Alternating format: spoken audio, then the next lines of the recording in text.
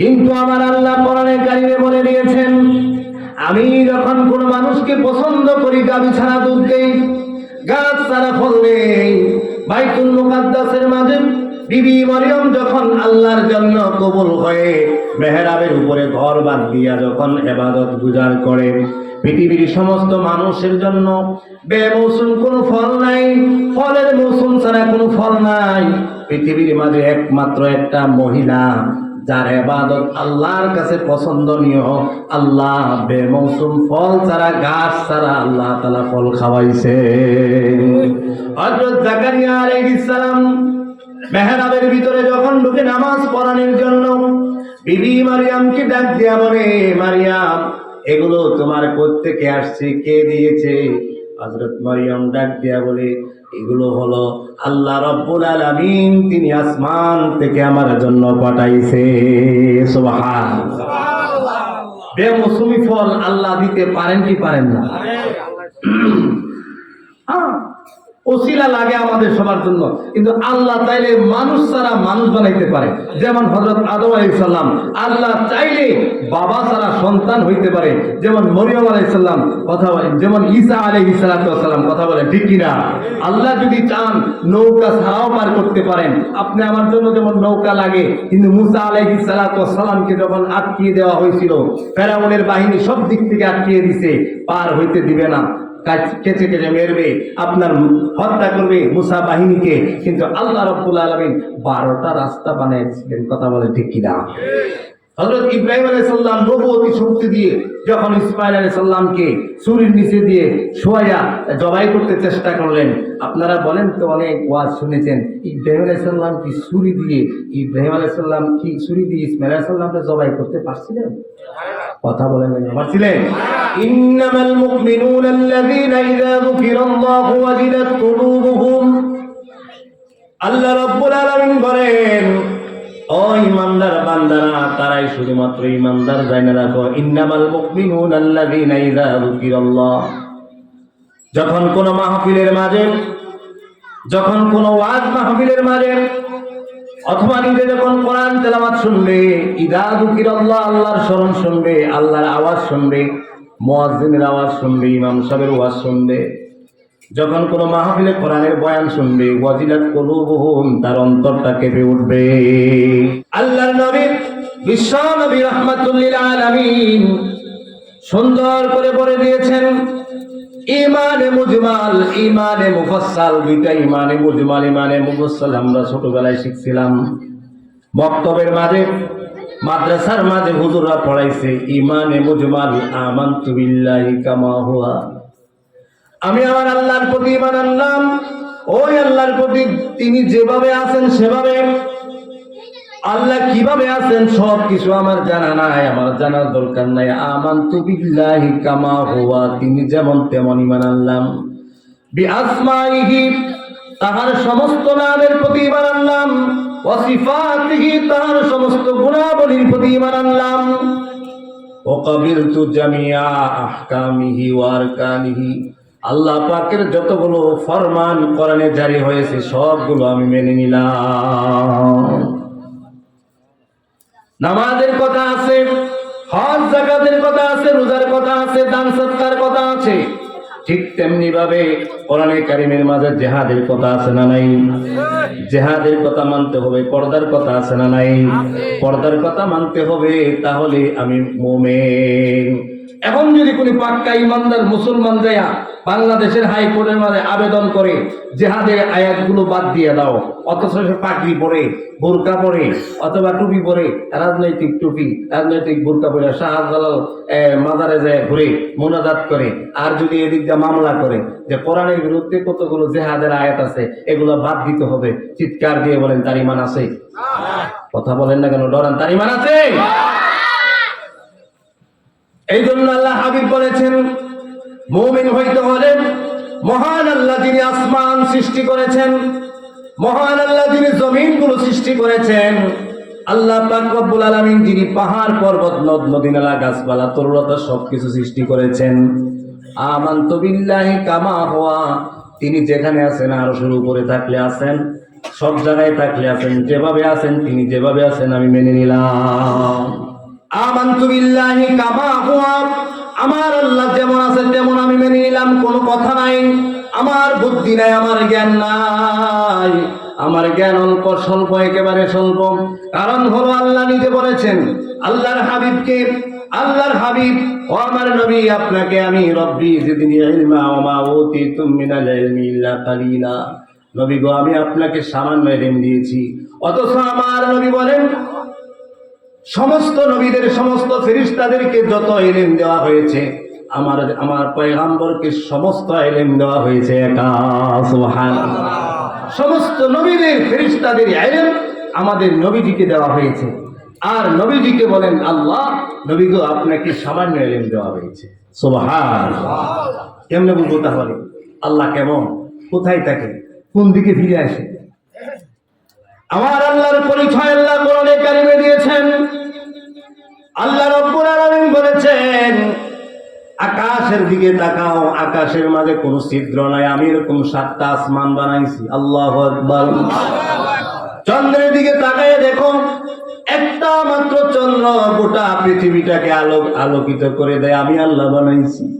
সূর্যের দিকে তাকাও, এই সূর্যটার দিকে তুমি তাকাইতে পারবা না, তোমার চোখের পাওয়ার নাই, সূর্য কেমন বলতে পারবা না। এই সূর্যটা আমি আল্লাহ বানাইছি। 7 আসমান 7 জমিন যেমন বানাইলাম, 7 সমুদ্র বানাইলাম, 7 সেতারা বানাইলাম। আল্লাহ রাব্বুল আলামিন বলেন আলহামদুলিল্লাহি রাব্বিল আলামিন। আমি আল্লাহ শুধু পৃথিবীর মতন পৃথিবী বানাই নাই, পৃথিবীর মতন এরকম অনেক জগৎ বানিয়েছি, যে কোটি কোটি জগৎগুলোর মাঝে যদি তোমাদের বসবাসের জায়গা, অহংকারের জায়গা তোমাদের স্থায়ী মনে করে এরকম পৃথিবীটাকে যদি ছেড়ে দেওয়া হয়, পৃথিবীর বৈজ্ঞানিকরা ওই সমস্ত জগৎ থেকে পৃথিবী নামক এই জগৎটাকে খুঁজে আনা মুশকিল হয়ে যাবে। আল্লাহু আকবার। আল আলামিন, ভালো করে বুঝেন, আল্লাহ বলছেন সমস্ত জগৎ। কতগুলো জগৎ আছে? পৃথিবীর চেয়ে লক্ষ কোটি কোটি গুণ বড় জগৎ, লক্ষ লক্ষ জগৎ আছে। সুবহানাল্লাহ। আল্লাহ বলছেন ইন্নাকা আলা কুল্লি শাইইন কাদির, ইন্নাহু আলা কুল্লি শাইইন কাদির, ইন্নাহু বাসীরুম বিল ইবাদ, আল্লাহু বাসীরুম বিল ইবাদ। বান্দার অন্তরে কি আছে এটা পৃথিবীর কেউ দেখে না, দেখে কে? আল্লাহ। পৃথিবীর কেউ যা পারে না তাও পারে কে? আল্লাহ। পৃথিবীর কেউ যা শুনে না তাও শুনে কে? আল্লাহ। পৃথিবীর কেউ যা দেখে না, সমুদ্রে, গভীর জঙ্গলে, মায়ের পেটের ভিতরে, মাছের পেটে, জঙ্গলে, সমুদ্রের ভিতরে, পৃথিবীর কেউ যেখানে পৌঁছতে পারে না তাও দেখতে পারেন কে? আল্লাহ। আল্লাহর প্রতি মানালেন, তাহলে আল্লাহু আকবার। মুয়াজ্জিন সাহেব মসজিদের মাঝে বলে আল্লাহু আকবার, সবচেয়ে বড় কে? আল্লাহ। নামাজের মাঝে দাঁড়াইবার সময় বলে আল্লাহু আকবার, তার মানে হলো আল্লাহ আমি যেখানে দাঁড়াইলাম 2টা হাত বন্ধ করে, পৃথিবীর মাঝে সবচেয়ে বড় একমাত্র আপনি আল্লাহ। আপনি হলেন খালেক, আমরা হলাম মাখলুক। আপনি হলেন মাবুদ, আমরা হলাম আবেদ। আপনার ইবাদত, আপনার গোলামি আমরা করি, আমরা আপনার গোলাম। কথা বলেন ঠিক কিনা? আল্লাহু আকবার। চিৎকার দিয়ে বলেন আল্লাহু আকবার। সবচেয়ে বড় আল্লাহ। এই সামাদ কার নাম? ধরে বলেন সামাদ কার নাম? একবার বলে ডাক দিছে সামাদ। আল্লাহ বলেন বান্দা তোর দুয়ারে আমি হাজির। এরকম আশেক হয়ে কেউ যদি আল্লাহকে ডাকে, আল্লাহ, সংসদে ডাক দেব, মসজিদে ডাকুক বা খেতে কাজ করে ওখানে যদি আল্লাহকে ডাক দে, আল্লাহ আমি এখন আমার প্রয়োজনে, আল্লাহ তোমার দিন কায়েমের জন্য, আমার নিজের জন্য, আমার ছেলের জন্য, পরিবারের জন্য আমি আপনাকে ডাক দিলাম আল্লাহ। একবার যদি কেউ ডাক দিতে পারে ভালো মানুষ, আল্লাহ সঙ্গে সঙ্গে তার ডাকে সাড়া দেয়। দুনিয়া হইল আখিরাত জান্নাত কামানের জায়গা, আর জান্নাতে যাওয়ার পরে তো আর কোনো ইবাদত নাই, শুধু শান্তি আর শান্তি। কথা বলেন ঠিক কিনা? একজনকে আল্লাহ বলছিলেন, ফেরেশতাদেরকে বলছিলেন সমস্ত ফেরেশতারা তোমরা আদমকে সেজদা করো। কথা বলেন ঠিক কিনা? এটা সম্মানের সেজদা। এক মুহূর্তের জন্য আল্লাহ পাক আদম আলাইহিস সালামের দিকে তাওয়াজ্জু দিলেন। মুহূর্তের ভিতরে শিক্ষক ছাড়া, মাদ্রাসা ছাড়া, পড়ালেখা, খাতা কলম, বইপত্র ছাড়া সমস্ত জিনিসের জ্ঞান, নাম, শিক্ষা দিয়েছেন কে? অল্প সময়ের মাঝে আদম আলাইহিস সালামকে বললেন, আল্লাহ বলো, নাম বলো। আদম আলাইহিস সালাম সব নাম বলতে শুরু করলেন। আল্লাহ ডাক দিয়া বললেন, এই সমস্ত ফেরেশতারা শোনো, তোমরা আমার এই জিনিসগুলোর নাম বলতে পারো নাই। আমি আল্লাহ যেহেতু আদমকে শিক্ষা দিয়েছি নামগুলো বলার জন্য, আমার এলেম থেকে কিছু এলেম যেহেতু আমি আদমকে শিক্ষা দিয়েছি, আর আদম যেহেতু এই নামগুলো বলতে পারছে, আর দেরি করবা না, আমার হুকুম, আলেমকে, আদমকে, শিক্ষিত মানুষকে তোমরা মূর্খরা সেজদা করো। আল্লাহু আকবার। শিক্ষিত মানুষের দাম আছে না নাই? আলেমদের সম্মান আছে না নাই? আল্লাহু আকবার। সমস্ত ফেরেশতারা সেজদা করলো, সবাই মাথা নত করে দিল, কারণ অর্ডার হলো আল্লাহর। একজনের সেজদা করে নাই, তার নাম কি? ইবলিস। বলেন, তার নাম কি? ইবলিস বলল, আল্লাহ গো, ফেরেশতা বানাইছো তুমি, মানুষ বানাইছো তুমি মাটি দিয়া, মাটি নিচে থাকে। আল্লাহ গো, আমারে বানাইছো আগুন দিয়া, আমি যুক্তি দিতেছি আল্লাহ তোমার সাথে, তোমার মাখলুক হইয়া আগুন তো নিচে থাকে না, আগুন তো উপরের দিকে ওঠে। আল্লাহ গো, আমি পারবো না নত হইতে ছোট মানুষের কাছে। আল্লাহ রাব্বুল আলামিন বললেন, যাও, আজকে বের হয়ে যাও, আর কোনদিনের জন্য তুমি ইবলিস আর তোমার যারা অনুসারী হবে তারা জান্নাতে আসতে পারবে না। তো যেই কথাটা আমার বলার ছিল, আদম আলাইহিস সালাতু ওয়াস সালামকে সেজদা দেওয়ার হুকুম দিয়েছিলেন, শুধুমাত্র তাহিয়ার সেজদা, আর পৃথিবীতে কাউকে সেজদা দেওয়ার অনুমতি নাই। আছে? আপনারা অনেকদিন অনেক বক্তার, অনেক স্কলারের বয়ান শুনছেন। কোন স্কলারকে এরকম বলছে, আমার নবী সাইয়্যিদুল আম্বিয়া ওয়াল মুরসালিন, সমস্ত নবীদের সর্দার, আল্লাহর পরে যার মর্যাদা স্থান, বিশ্ব নবী মুহাম্মদুর রাসূলুল্লাহ, বলেন সাল্লাল্লাহু আলাইহি ওয়াসাল্লাম, যে কোন সাহাবী কোন মুসলমান তাকে সেজদা করছে শুনছেন? তার কবরে কেউ সেজদা করছে শুনছেন? তাহলে বাংলাদেশে তো সেজদা চলে কেন? বাংলাদেশে তো মাজার কেন? আমার রাসূলের রওজার উপরে কেউ 5 টাকা দিতে শুনছেন? যদি টাকা দেওয়া মাজারের উপরে জায়েজ হইত, তাহলে আমাদের পয়গম্বরের কবরের রওজার উপরে কত হাজার হাজার কোটি টাকা মুসলমান ডালতো। কথা বলেন ঠিক কিনা? কিন্তু কোনো টাকা কবরে দেওয়া জায়েজ নেই। মাজারে কেন? ছাগল গরু মান্নত করতে হবে এতিমখানার জন্য, আল্লাহর ঘর মসজিদের জন্য, আল্লাহর রাস্তে, আল্লাহর দ্বীনের জন্য।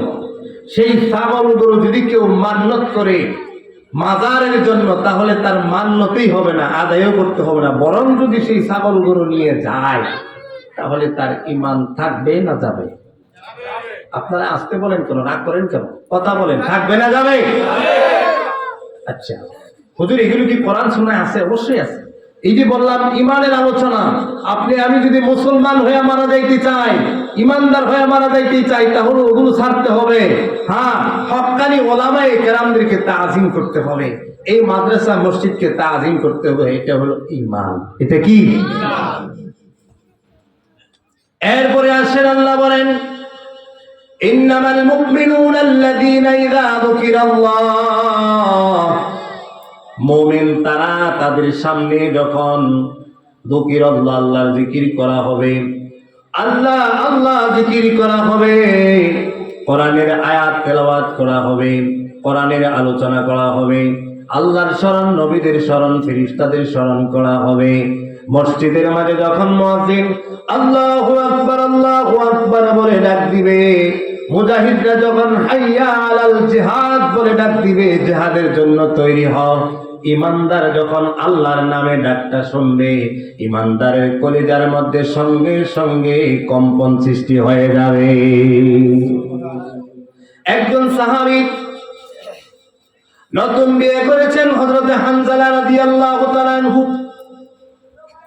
নতুন মাত্র প্রথম রাত্রিতে বিবির সাথে সাক্ষাৎ করেছেন, বিবির সাথে মিলামেশা করলেন। বিবির সাথে মিলামেশা করার পরে গোসলের এখনো সম্ভব হয় নাই, সুযোগ হয় নাই। এমনিতেই বাহির থেকে কে যেন ডাকতেছে, মুহাম্মদ কাদ কুতিলা, যে মুহাম্মদের জন্য মক্কা নগরীর মাঝে অশান্তি, পুরাতন ধর্ম চাইরা নতুন ধর্ম মানতে হয়, সেই মুহাম্মদ মারা গেছে। বলেন নাউজুবিল্লাহ। ইবলিস শয়তানের দল, ইবলিস চতুর্দিকে ছড়াইয়া দিছে মুহাম্মদ সাল্লাল্লাহু আলাইহি সাল্লাম দুনিয়া থেকে মারা গেছে। হযরত হানজালার কানে যখন আওয়াজটা গেল, হযরত হানজালা তরবারিটা নিয়ে বিবিরে ডাক দিয়া বলে, বিবি জানি তুমি আজকে প্রথম রাত্রির মেহমান আমার বাড়িতে, কিন্তু আমি শুনেছি আমার পয়গম্বর দুনিয়া থেকে বিদায় নিয়ে চলে গেছে, এখন আমার ঘরে থাকার সময় নাই। ওই যে আল্লাহ ডাক দিয়েছেন, ইমানদারের কলিজার মাঝে কম্পন সৃষ্টি হয়ে গেছে। হযরতে হানজালা ঘর থেকে তরবারিটা নিয়ে বের হয়ে যাইতেছে। বিবি ডাক দিয়া বলে, আপনি কি আজকে বাসর রাতের কথা স্মরণ নাই? আপনি যে গোসল করেন নাই, আপনার কি স্মরণ নাই? হযরতে হানজালা বলেন, আমার স্মরণ আছে, কিন্তু আমি আর থাকতে পারতেছি না, আমার গোসল করার সময় নাই, আমার মনে সয় না, আমার দিলে সয় না। আমি শুনেছি আমার পয়গম্বর দুনিয়া থেকে চলে গেছে, আমি আর থাকতে পারবো না। নাঙ্গা তলোয়ারটা নিয়ে যুদ্ধের ময়দানে যুদ্ধ করেছেন, অনেক কাফেরদেরকে শহীদ করার পরে হযরত হানজালা নিজে শহীদ হয়ে গেলেন। সকালবেলা যখন সমস্ত সাহাবীদের লাশ খোঁজাখুঁজি শুরু হয়েছে, সবাই সবার লাশ পায়, এমনিতেই বিবি জয়া আল্লাহর পয়গম্বরে ডাক দিয়া বলে, ইয়া রাসূলুল্লাহ, ইয়া হাবিবাল্লাহ, নবী গো, আমার স্বামী হযরত হানজালাকে যে আপনি গতদিন বিয়ে করিয়ে দিয়েছেন, আপনার সাহাবীর গোসল দিতে হবে। বিধান হলো, শহীদ যখন মারা যায়, শহীদের রক্ত নিয়ে শহীদ দাফন করতে হবে, গোসল দেওয়া যাবে না। কিন্তু বিবি ডাক দিয়া বলে, ইয়া রাসূলুল্লাহ, ইয়া হাবিবাল্লাহ, নবী গো, আমার স্বামী গোসল করে নাই, ফরজ গোসল দিয়া তারপর আমার স্বামীকে দাফন করবেন। আল্লাহর নবী বলেন, আমার সাহাবীরা দেখো হানজালা কোথায়? হানজালার চতুর্দিকে খুঁজে কোথাও হানজালার লাশ নেই। আল্লাহু আকবার। আল্লাহর নবীর কাছে আয়েশা বলেন, ইয়া রাসূলুল্লাহ, ওগো আল্লাহর নবী, হযরত হানজালার লাশ এখানে নাই, আমরা পাই না, কোথাও নাই।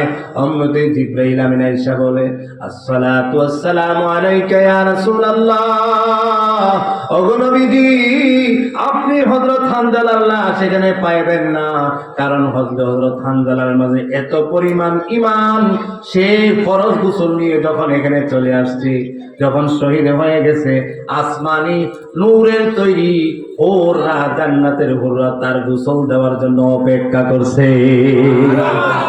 আল্লাহর নবী তাকায় দেখতেছে, তাকায় দেখতেছে আসমানের দিকে, জান্নাতের হুরগুলো তার জন্য হাসতেছে।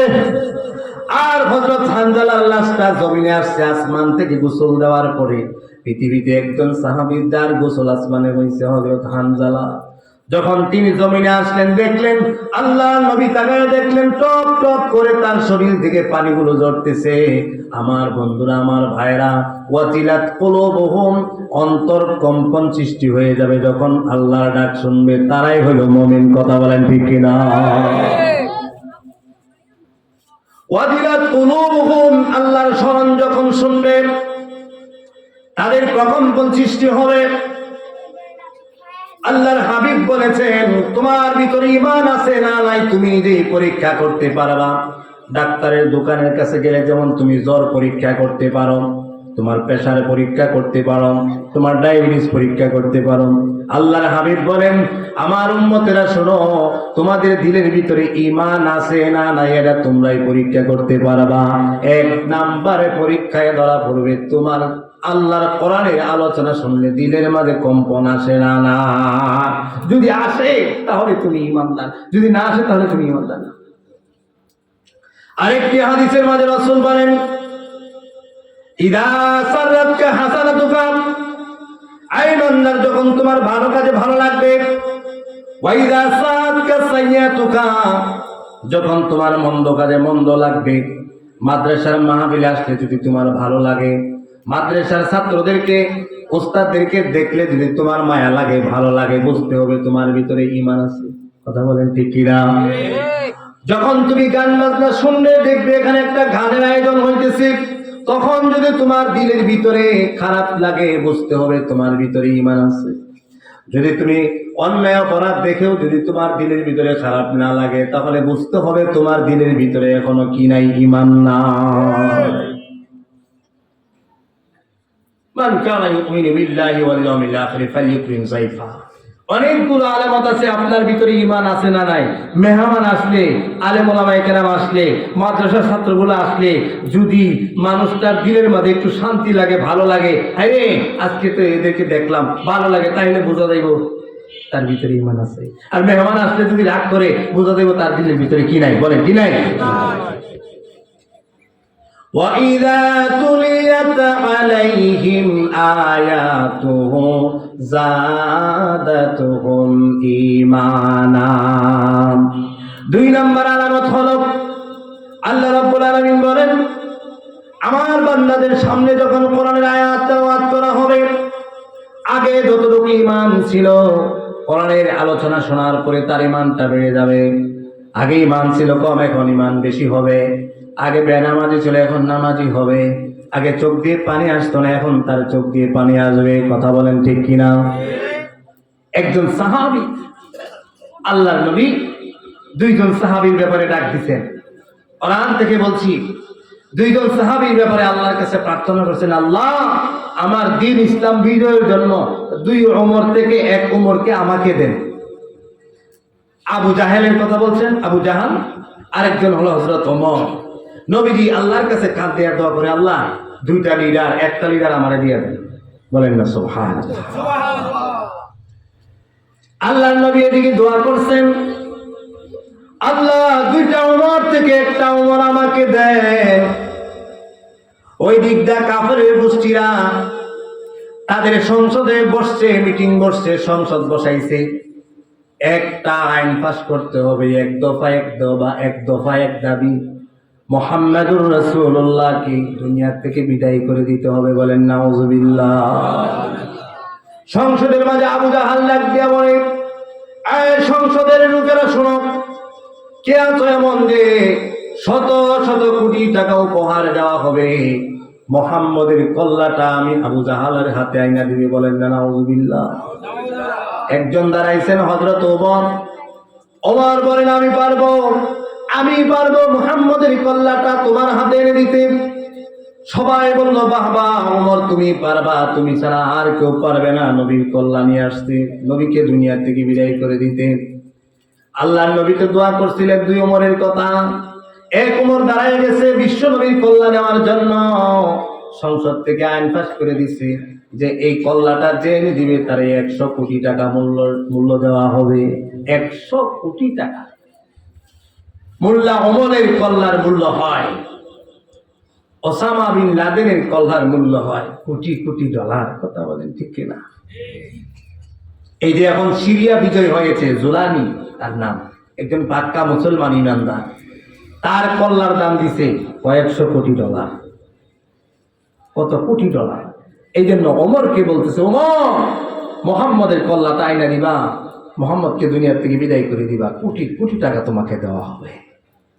ওমর নাঙ্গা তলোয়ার নিয়ে রওনা হয়েছেন বিশ্ব নবীর কল্যাণের জন্য। পথের মাঝে একজন ডাক দিয়া বলে, ওমর তুমি কোথায় যাইতেছো? কয় আমি মুহাম্মদের কল্যাণ আনতে যাই। ডাক দিয়া বলে, ও মুহাম্মদের কি দোষ? কয় মুহাম্মদের শুনছি আগের সমস্ত ধর্মের মাঝে কালি লাগাইয়া নতুন কোরআনের কথা বলে, আসমানি কিতাবের কথা বলে, নতুন কাল্লা তাওহীদের দাওয়াত দেয় মুহাম্মদ, এই জন্য মুহাম্মদের কল্যাণ আনতে যাই। বলেন নাউযুবিল্লাহ। হক কথা যারা বলবে তাদের বিরুদ্ধে একটা গোষ্ঠী সবসময় থাকবে। কথা বলেন ঠিক কিনা? হক কথা যদি আলেম ওলামায়ে কেরাম, জাতির শ্রেষ্ঠ ওলামায়ে কেরামও বলে, তারপরে হক কথা বলার কারণে তাদেরকে জেল জুলুম নির্যাতন সইতে হবে। কথা বলেন ঠিক কিনা? কারণ বিশ্ব নবীর এই অবস্থা, তাহলে আমাদের কি অবস্থা? আমার বন্ধুগণ, ওই সাহাবী ডাক দিয়ে বলে, তুমি সাবধানে কদম নবীর দরবারে যাইবা না, মুহাম্মদের কাছে যাইবা না, আগে নিজের ঘরের বিচার করো। যায় দেখো তোমার বোন ওই আসমানি কোরআন তেলাওয়াত করতেছে। সুবহানাল্লাহ। হযরত ওমর ডাক দিয়ে বলে, কি বলো তুমি? বলে, হ্যাঁ তুমি যায় দেখো এই কোরআনের তেলাওয়াত তোমার বোনের বাড়িতে তোমার ভগ্নিপতি সহ পড়তেছে।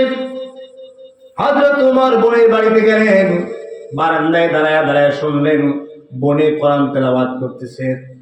দরজাটা খুললেন, হযরত ওমরের আওয়াজ যখন শুনলো সবাই পালায় গেল, কিন্তু ভাইয়ের বোন তো পালাইতে পারে না, যেহেতু ভাই বোনের বাড়িতে গেছে। বোন দাঁড়ায় রয়েছে, হতভম্ব হয়ে দাঁড়ায় আছে। হযরত ওমর জিজ্ঞাসা করে, কি পড়তেছিলে? বলে, আমরা কিতাব পড়তেছিলাম। এই কথাটা বলার সাথে সাথে হযরত ওমর তার আপন বোনের গালের মাঝে থাপ্পড় দিছে, এমন মার দিছে গাল থেকে শরীর থেকে রক্ত ঝরঝরাইয়া পড়তেছে। হযরত ওমর তার বোনের মারছে, আপন বোনের মারছে, যার কারণে রক্ত বায়া বায়া পড়ছে দ্বীনের জন্য। হযরত ওমর রাদিয়াল্লাহু তাআলা যখন দেখলেন বোনের শরীর থেকে রক্ত ঝরতেছে, তখন হযরত ওমর রাদিয়াল্লাহু তাআলা দিলের মাঝে পরিবর্তন আসছে। আরে আমার বোনকে আমি মারলাম, আল্লাহ দয়া দিয়েছে, হেদায়েতের রাস্তা আল্লাহ খুলে দিতেছে। বলেন আল্লাহু আকবার। এখন সুদ্ধা নরম হয়ে গেছে। কোন ওমর, যে ওমরের কথা শুনলে মক্কার সমস্ত লিডাররা ভয় পাইত, এমনকি শয়তান পর্যন্ত ভয় পাইত, এই রাস্তায় শয়তান পর্যন্ত যাইত না। হযরত ওমর ডাক দিয়া বলে, বোন তুমি কি পড়তেছিলেন?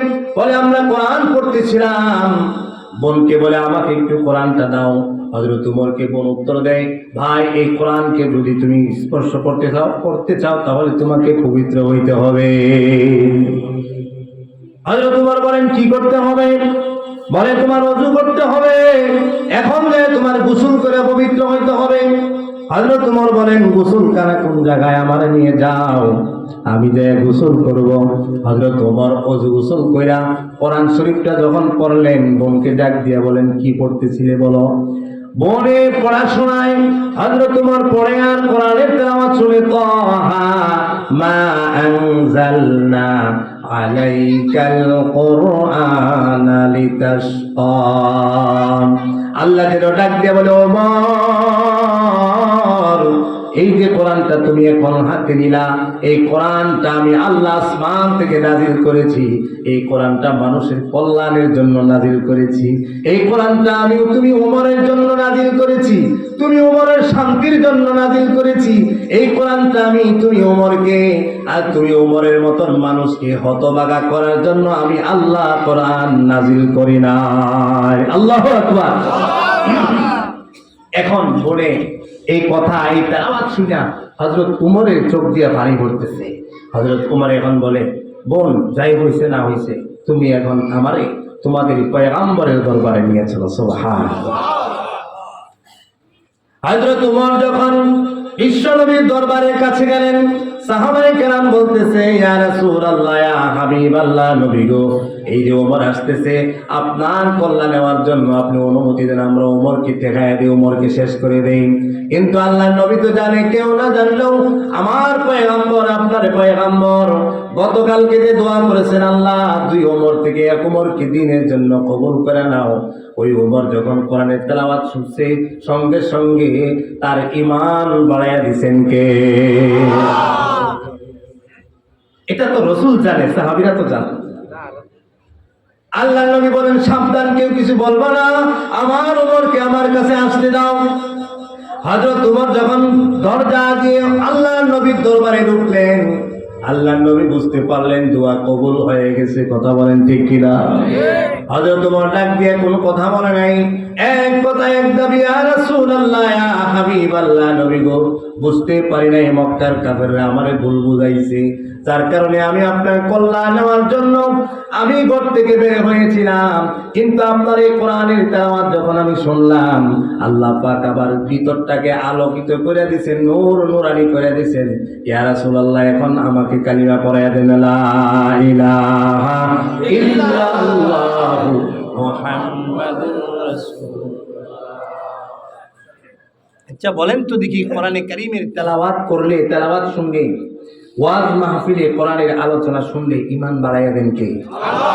হযরত ওমর ছিলেন একদম কাফের, আল্লাহর রাসূলের দোয়া ছিল, এদিক দিয়ে হযরত ওমর ঈমান পাইয়া গেলেন।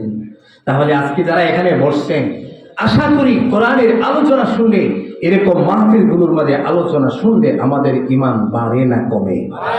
আসতে বলেন কেন, বাড়ে না কমে?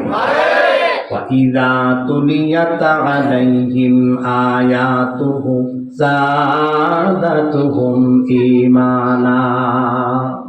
কোরআনের আয়াত যখন তেলাওয়াত হবে, ঈমানদারের ঈমান তখন বেড়ে যাবে। وَعَلَى رَبِّهِمْ يَتَوَكَّلُونَ। ঈমানদার মুমিন মুসলমান তার রবের উপরে ভরসা করবে, পৃথিবীর আর কোনো মানুষের উপর ভরসা করবে না। সব কিছু দেওয়ার মালিক আল্লাহ, দ্রব্যমূল্য কমানের মালিকও আল্লাহ। কারণ সবাই মিলে যদি চেষ্টা করে, তারপরেও কেউ 1 কেজি আলু গুঁড়া বানাইতে পারবো না। কথা বলেন ঠিক কিনা? 1 কেজি কাঁচামরিচ কেউ বানাইতে পারবে না। ফসল দেওয়ার মালিককে, জমিনের মাঝে ধান দেওয়ার মালিককে, মানুষকে হেদায়েত দেওয়ার মালিককে। মানুষ যদি হেদায়েত হয়ে যায়, মানুষের যদি চুরি, বাটপারি, ব্যভিচারী, জুলুম, নির্যাতন বন্ধ হয়ে যায়, গোটা এই পৃথিবীটার মাঝে শান্তি দিয়ে ভরপুর করে দিবেন কে? লা ইলাহা ইল্লাল্লাহ, লা ইলাহা ইল্লাল্লাহ, লা ইলাহা ইল্লাল্লাহ। হযরত আবু হুরায়রা বলেন, হযরত আবু হুরায়রা কে চিনেন? হযরত আবু হুরায়রা আল্লাহর নবীর মাদ্রাসার 1 নাম্বার রুলের 1 নাম্বার ছাত্র ছিলেন। কথা বলেন ঠিক কিনা? সেই আবু হুরায়রা রাদিয়াল্লাহু তাআলা সবচেয়ে বেশি হাদিস বর্ণনা করছেন, সবচেয়ে বেশি হাদিস বর্ণনা করছেন। যেই সাহাবী, সেই সাহাবীর নাম কি? হযরত আবু হুরায়রা। সবাই বলেন কি নাম? আরেকজন সাহাবী ছিলেন হযরত আমর ইবনুল আস, তিনি লিখিতভাবে বেশি হাদিস ছিল ওনার কাছে। ৭,০০০-এর উপরে হাদিস মুখস্থ বর্ণনা করছেন হযরত আবু হুরায়রা। বলেন রাদিয়াল্লাহু তাআলা আনহু। ওই আবু হুরায়রা রাদিয়াল্লাহু তাআলা আনহু নবীজির ছাত্র, 1 নাম্বার ছাত্র। পড়ালেখা, হাদিস মুখস্থের মধ্যে 1 নাম্বার ছাত্র। কি খায়া পড়ালেখা করছে ভালো করে বুঝি ভাই। উনি নিজে বর্ণনা দিচ্ছেন, আজকে আমার হাতে রেশমে ওয়াল দিয়ে আমি নাক মুছি, হাত মুছি। আমি একটা সময় আমি গাছের পাতা, আপনার তরমুজের বাকলও খাইতাম। মাদ্রাসার মাঝে গেলে দেখবেন মাদ্রাসার ছাত্ররা এত ভালো ছাত্র জমানায় প্রত্যেকে খাবে, খাইতে পারে না।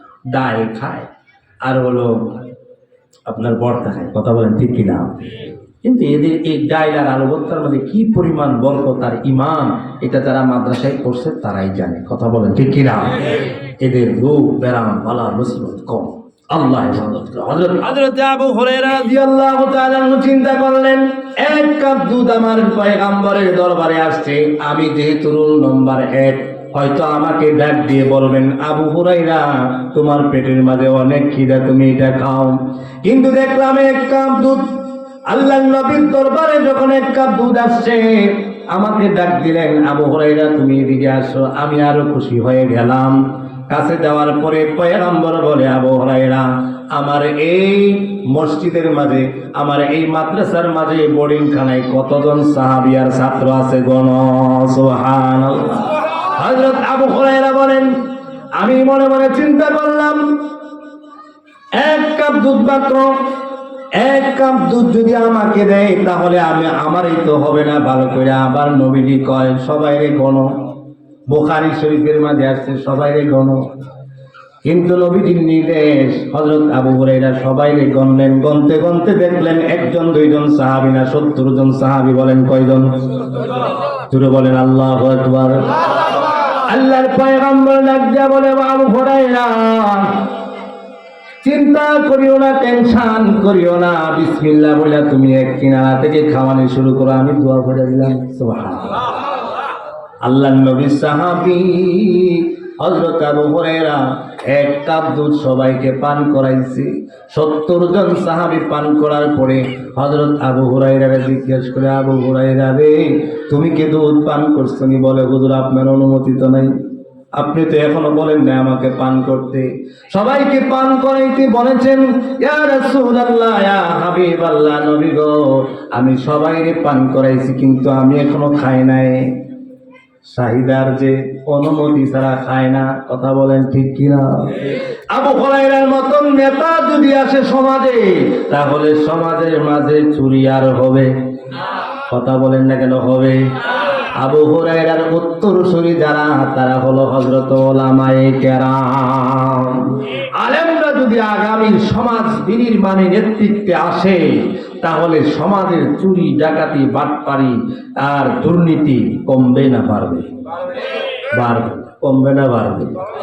আল্লাহু আকবার।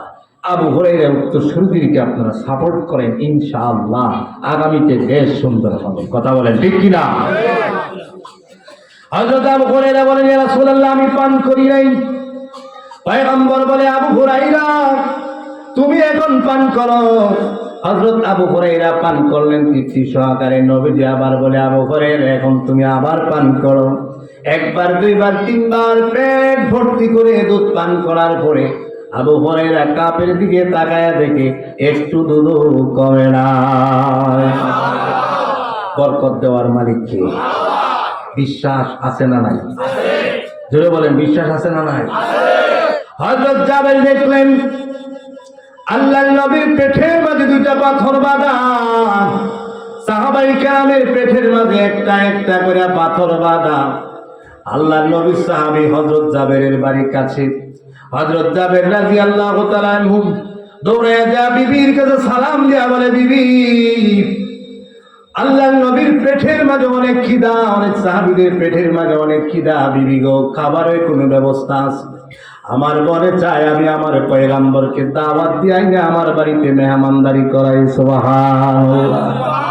বিবি ডাক দিয়া বলে, ঘরের মাঝে কোনো খাবার নাই, একটা মাত্র বকরি আছে আর সামান্য কিছু আটা আছে, এই ছাড়া আর কোনো খাবার নাই। হযরত জাবের বলেন, আমি বকরিটা জবাই করে দিই, তুমি রুটিগুলো দিয়ে, আটাগুলো দিয়ে রুটি বানাও, আমি আমার পয়গম্বরে দাওয়াত দিয়ে আজকে আমার বাড়িতে খাওয়াইব। বিবি বড় চালাকি মালদার ডাক দিয়া বলেন, 15 থেকে 20 জনের খাবার হবে, আপনি যদি যায় সবাইকে সালাম দিয়া দাওয়াত দিয়ে দেন, 1 থেকে 1,500 সাহাবী যদি আমাদের বাড়িতে আছে, তাহলে আমরা বড় লজ্জায় পড়ে যাব, সবার খাবারের ব্যবস্থা হবে না। কানে কানে যায় আপনি আপনার পয়গম্বরকে বলবেন আমাদের বাড়িতে 10 থেকে 15 জনের দাওয়াত। বলেন কয়জনের?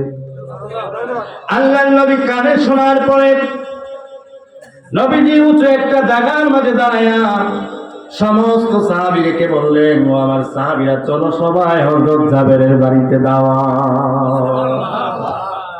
হযরত জাবের রাদিয়াল্লাহু তাআলা শোনার পরে পেরেশান হয়ে বিবির কাছে দৌড় দিলেন। বিবির কাছে যায় বলে, বিবি, সর্বনাশ হয়ে গেছে। বলে, কি হয়েছে? সবাইকে দাওয়াত হয়ে গেছে।